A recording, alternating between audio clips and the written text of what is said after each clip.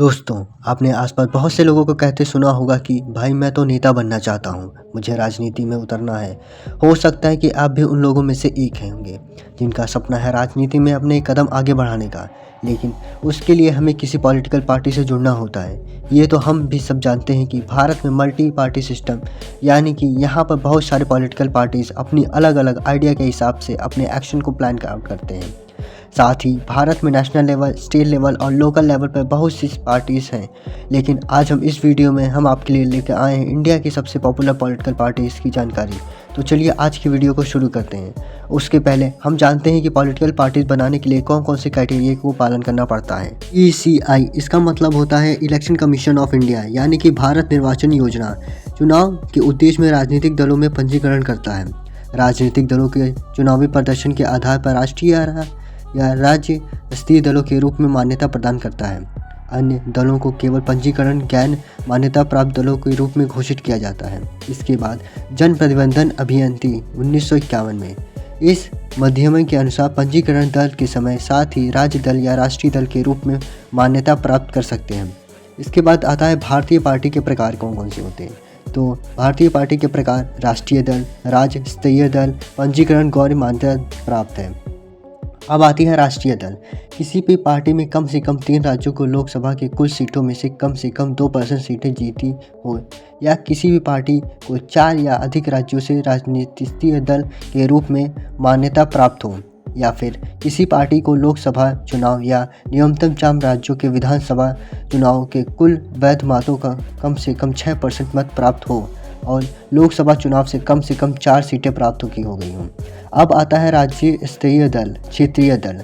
यदि किसी दल में विधानसभा चुनाव में कुल अवैध मतों को कम से कम 6% मत प्राप्त करने के लिए साथ ही साथ विधानसभा में कम से कम 2 सीटें प्राप्त की हों, या फिर यदि किसी दल के राज्य में लोकसभा चुनाव के कुल अवैध मतों को 6% मत प्राप्त करने के साथ ही राज्य में लोकसभा से कम 1 सीट जीती हो।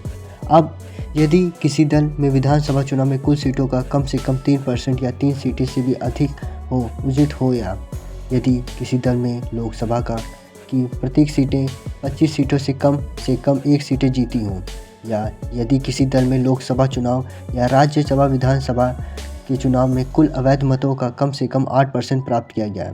अब आता है पंजीकरण गैर मान्यता प्राप्त दल। वर्तमान में भारत में 2597 गैर मान्यता प्राप्त पार्टियां हैं। ऐसे में पंजीकरण दल जो राज्य स्तरीय दल बनने के लिए विधानसभा या आम चुनाव के प्राप्त प्रतिशत वोट शामिल नहीं कर पाए हैं, इन्होंने पंजीकरण होने के बाद भी सभी चुनाव नहीं लड़ा है और गैर मान्यता प्राप्त दल माना जाता है। इससे दलों के मान्यता प्राप्त दलों को दी जाने वाली सभी सुविधाएं का लाभ नहीं मिलता है। ये थे कुछ क्राइटेरिया जिससे पॉलिटिकल पार्टीज बनाई जाती है। अब स्टार्ट करते हैं। भारतीय कम्युनिस्ट पार्टी, जिसको SPIM के नाम से ऐसे भी जाना जाता है, ये भारत की कम्युनिस्ट पॉलिटिकल पार्टी है। मेंबरशिप और सीट के हिसाब से ये भारत की सबसे बड़ी कम्युनिस्ट पार्टी है। इसकी स्थापना 7 नवंबर 1964 में हुई थी। वर्ष 1964 में तत्कालीन भारतीय कम्युनिस्ट पार्टी 2 गठों में बंट गई थी। एक गुट भारतीय कम्युनिस्ट पार्टी या PIM का गठन किया गया, जबकि दूसरे गठ ने भारतीय कम्युनिस्ट पार्टी SPI नाम बराबर रखा।